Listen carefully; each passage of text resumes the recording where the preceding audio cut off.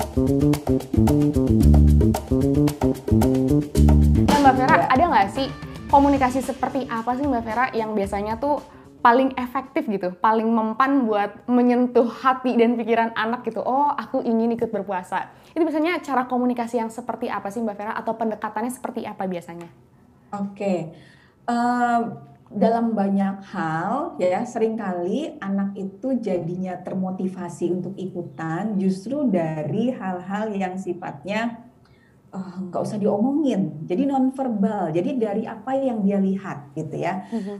Ada yang namanya observational learning gitu ya, jadi belajar dari cara mengobservasi.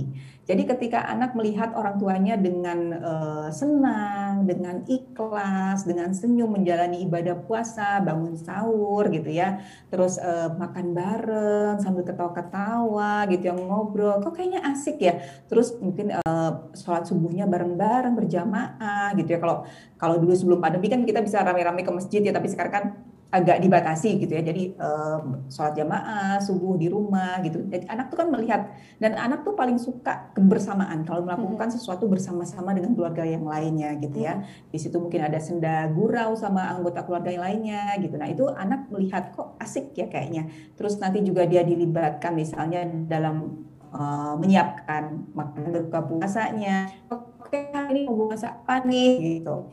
Terus dia dikasih kesempatan untuk membantu apa namanya makanan berbuka puasanya gitu. Jadi dilibatkan. Mhm. Jadi banyak hal-hal yang eh, berbeda dari bulan-bulan sebelumnya yang hanya khas ada di bulan Ramadan yang bisa membuat si anak juga jadinya menyenangi hal itu gitu. Mhm. Sehingga dia terdorong untuk melakukannya gitu.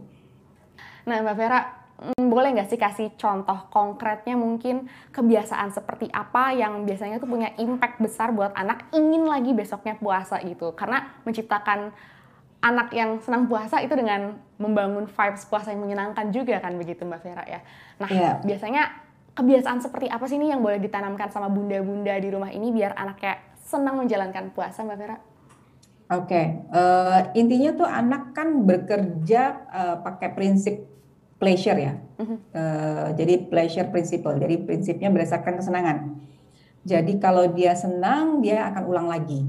Gitu. Jadi memang tugasnya orang tua adalah membuat suasana yang tadi menyenangkan.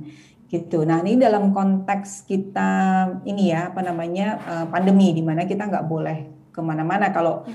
kalau sebelum pandemi kan gitu mungkin kita banyak tuh momen-momennya ya yang mungkin ada yang beberapa keluarga kalau habis sahur, habis sholat subuh terus sempat jalan-jalan dulu keluar gitu ya, nggak jauh-jauh gitu.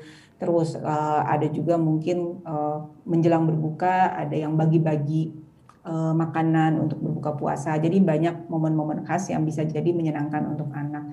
Nah, tantangannya dikala kita nggak boleh kemana-mana ini ya ciptakan juga suasana-suasana yang menyenangkan bagi anak-anak.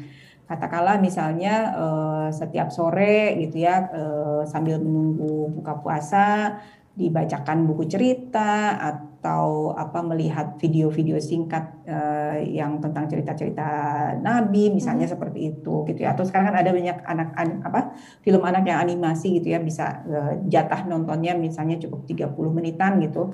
Nah, itu bisa dipakai untuk menyenangkan anak. Nah, tadi balik lagi, yang menyenangkan buat anak sebetulnya simple aja ya, dia diapresiasi, dia dilibatkan gitu. Jadi dilibatkan katakanlah misalnya contoh konkretnya ya, bundanya mau bikin es blewah atau mau es buah gitu ya, anaknya dikasih kesempatan untuk motong-motongin gitu ya, untuk ngaduk-ngaduk gitu. Jadi dia dilibatkan dalam menyiapkan makanan berbuka itu juga udah menyenangkan buat anak gitu. Mhm. Nanti pas buka puasa tinggal dibilang, iya loh ini es buahnya ada yang motongin, kakak Mhm. yang ngaduk-ngaduk sirupnya gitu. Mhm. Terus nanti bareng malamnya bareng-bareng lagi cari ide, ayo besok bikin apa gitu. Mhm.